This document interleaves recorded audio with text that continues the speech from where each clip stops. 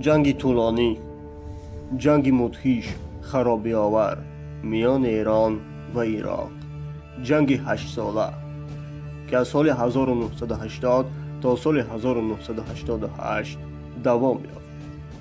در دورانی که حاکم عراق صدام حسین بود. این جنگ یگان نتیجه نبخشید، تنها خرابی آورد. در این جنگ 8 ساله 1 میلیون نفر جان خود را از دست دادند. روابط این دو کشور از زمان جنگ سرد خوب نبود. سال 1968 حزب بعث در عراق به سر قدرت آمد. از این فرصت استفاده برده شاه ایران محمد رضا شاه پهلوی بر تکیه به ایالات متحده آمریکا خواست رود اروند رود را باز پس گیرد. این رود طبق قرارداد سال 1937 به عراق داده شده بود. این رود برای صادرات نفت خیلی قوی بود. عراقی ها در بصره سربازان خود را مستقر کردند و گفتند ما اجازت نمی دهیم تا کشتی های ایرانی این رود را عبور کنند. سال 1969 کشتی های بازرگانی ایران و کشتی های جنگی از این رود عبور کرده به سمت خلیج فارس رفتند. عراقی ها یگان واکنش نشان ندادند. این حادثه ایرانی ها را وادار کرد تا این رود را باز پس گیرند. سال 1973 مناسبت های دیپلماتی میان دو کشور شکل گرفت و آنها در سال 1975 در الجزایر قرارداد را به امضا رسانیدند. این قرارداد بیان می‌کرد این رودخانه برای هر دو کشور است، ایران و عراق. سال 1979 سلطنت شاهی در ایران طی یک انقلاب سرنگون گردید.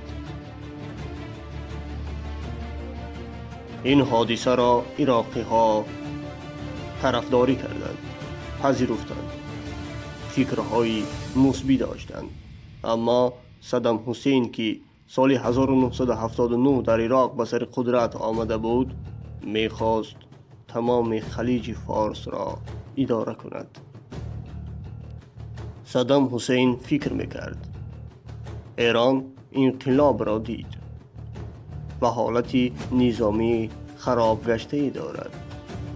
فرصت است تا به ایران حمله کنید.